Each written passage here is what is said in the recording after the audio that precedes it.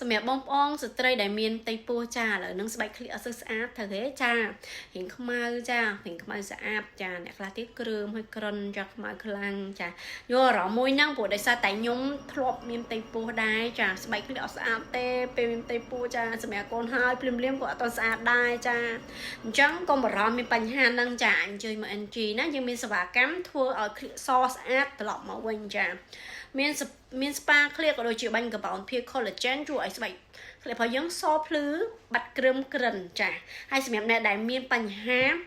រោមក្លៀកច្រើនចាហើយនៅពេលដែលរោមក្លៀកច្រើនក៏មានក្លិនដែរចាហើយអ្នកខ្លះមានអារម្មណ៍តាមកូរ៉ូមឬក៏មានបញ្ហាកូរ៉ូមច្រើនចាដូចព្រាម៉ាហ្សូនចា